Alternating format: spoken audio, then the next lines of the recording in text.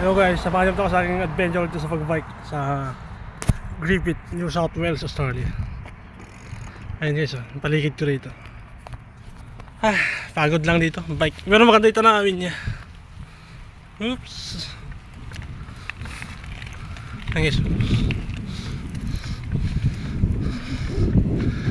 Bali, 4 na araw kasi walang pasok, kaya naisip ko lang maglibang.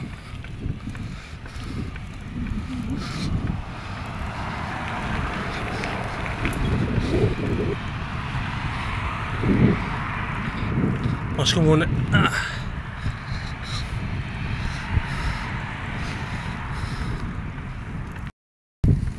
Ayun, masalubong tayong salian. May aso.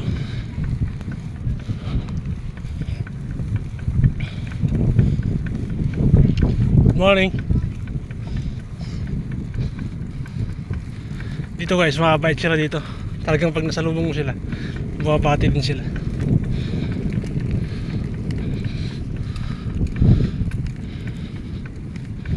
So dito meron talaga siyang bike lane. Ayun yung sa kabila yung highway, ito yung bike lane naman.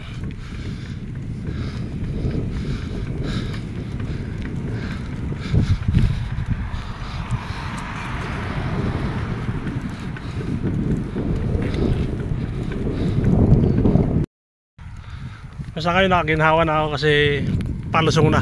Ewan ko lang mga pauwi nito. Ayun. So may separate bike lane talaga siya.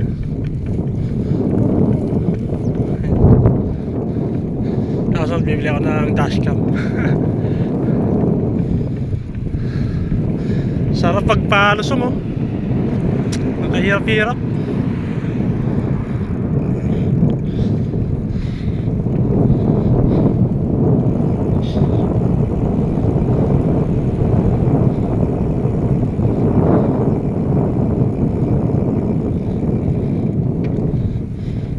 Ay, merong sapa, daanan ko.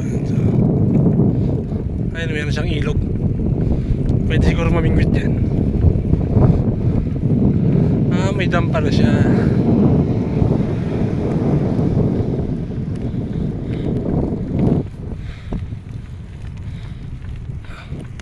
Ayun yung irrigation. Papunta kasi ako ng Lake Wayangan eh. Ewan ko kung kaya kong bike ng Lake Wayangan. Pagod na kasi ako eh. Agad. Pahinga muna ako dito. Oops. So sa ngayon dito na ako sa may Lake Wayangan Public School, pero malayo-layo pa yung konti yung lake. Pahinga lang ako kasi medyo pagod na. Sakit na ng tuhod ko. Dito kasi ako sanay magbike guys eh. So yun guys, after mga ilang minuto ng pagbike, medyo malapit-lapit na ako sa Lake Wayangan, sa destination na pupuntahan ko.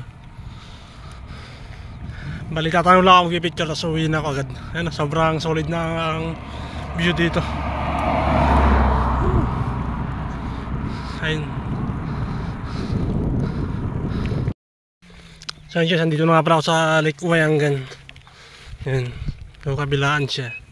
So hindi nga pala dito yung pinaka main entrance nya. So doon pa yun sa dulo, malayo-layo pa.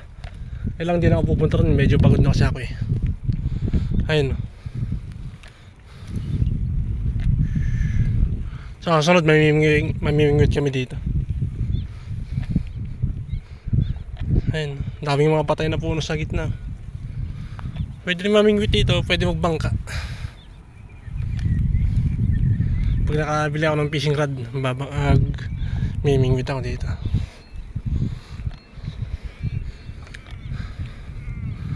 Ayun, may mga nagka-camping. Doon, malayo pa kasi yung entrance ito eh. Pero maraming nagpupunta rito. Libre lang kasi dito, tsaka maganda pa.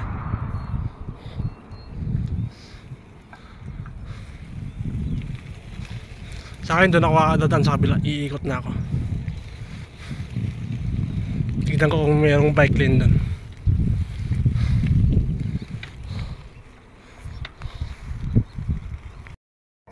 Bali dyan nga pala yung daan papunta ng gate ng Lake Wayangan. Kaya lang dito na ako dadaan sa kabila. So yun yung pinanggalingan ko. Yan. Dito na ako sa kabilang lusot, maghanap ako ng ibang ruta dito. So sana hindi tayo maplatan. Ayun, may nakatinik.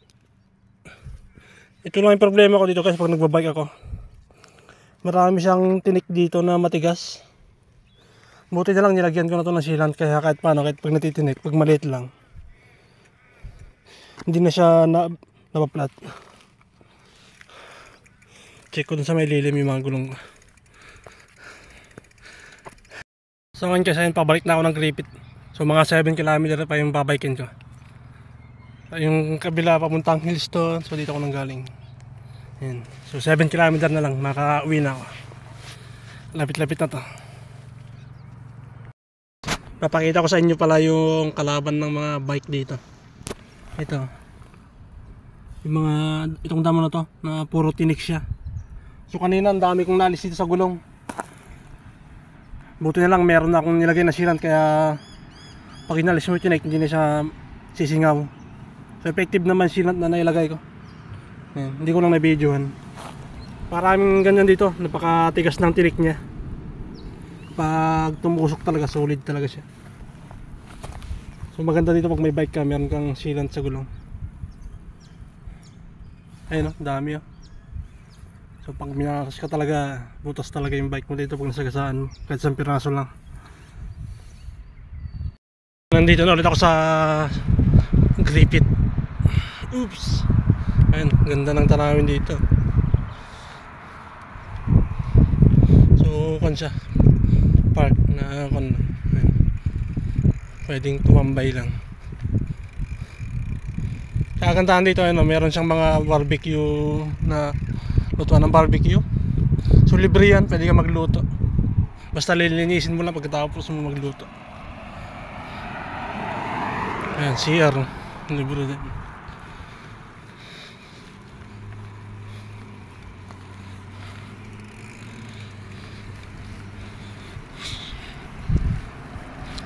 Ayun, medyo malapit-lapit na ako sa bahay namin. Ganda dito.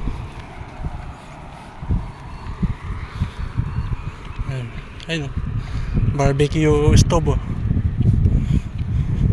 tsaka cottage.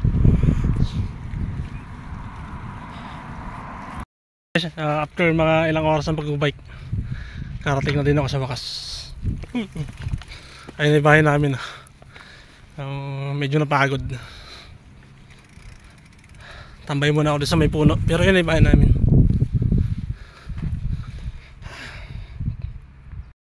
Medyo napagod, so ayun, no? Ayun yung helmet ko. Ay, pahinga lang konti.